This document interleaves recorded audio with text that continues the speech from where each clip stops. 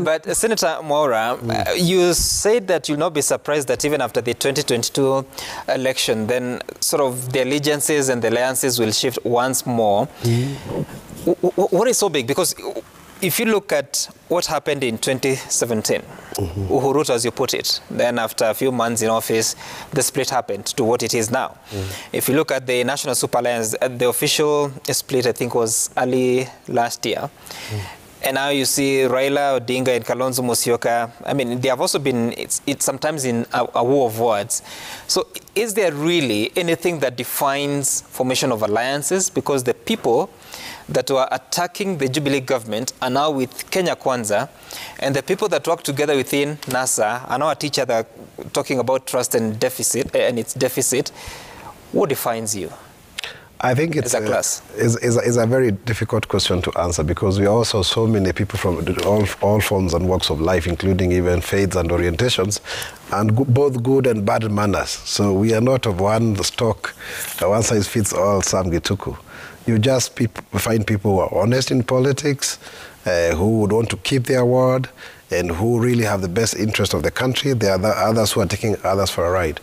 But then, unfortunately, coalition politics are here with us because of our fragmented society. You can see a plethora of political parties that continue to dismember the very effect of bringing a country to the realization of maybe de facto two-party states in practical sense. So this smithereens then would morph into whatever else that then would create this simmering, disgruntlement post the next general elections. And it would emanate right from the time we have party primaries to how the general elections are going to be conducted in August, and then how seats are going to be shared either in cabinet, in government, or even within the minority side. So it is expected because of the polemic nature of our politics. But unfortunately, it's not ideologically based, that I can say. It's about who gets what, where, and how, as Hayek puts it. And that necessarily does not mean that the agenda of the people is on the cards. I must say, for some good reason, this time round, the issues of tribe has been kind of hushed. Give it to the current political scenario. At least at this point in time, maybe it may be augmented as we move to August. But you find both, Kenya Kwanza and Azimio, there is a serious attempt to look very national, more than beyond. Because before you would have said, okay, we have clothing these regions with a national outfit, but you can see through Jubilee being largely supported by Central and Rift Valley. But now if you see Mheshimiwa William Ruto, he has support in Coast, in Western, everywhere. He cannot just be said to be a candidate of Rift Valley, for example. And of course, it could also be said of the same of Raila Odinga. So we are making progress that way. The question then would be, based on the nature of our own dishonesty, then whether these coalitions can morph into something greater for the country. And my answer is, I would want to tell Kenyans yes, but for sure it will not, because it is based on the moment. For example, Kalonzo here is arguing and saying he was to be the one to run in 2017. So was it about... You mean 2022 or 2017? No, sorry, 2022, I beg your pardon. So was it about the people, or was it about him running? And part of the reason why, for example, I think he finds it difficult to work with William Ruto is because he considers himself senior, because he was vice president before.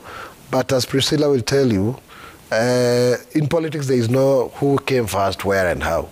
You can be my professor at the university and we are members of parliament together. So what do you think should happen to that private agreement they had with Raila Odinga? But you can see it is being trashed, because they said we never achieved what we were looking for. I mean, they're saying we never became government. But he says that the letter also indicates whether or not they won that election. Well, I mean, how can you share what you don't have? I don't know. It is up to them. In fact, I would want to tell Kalonzo Musyoka here on national television, because we are friends and we respect each other and we share the faith. Come to Kenya Kwanza. Come to Kenya Kwanza. There we respect people and we do not ask you where you come from or what we need. But he wants to be flag bearer. Will you give that to him No, we don't have an agreement with him for him to be flag bearer. What we have is to negotiate. He says that there's a trust deficit from the other side. Why would he still want to go back there to do the same?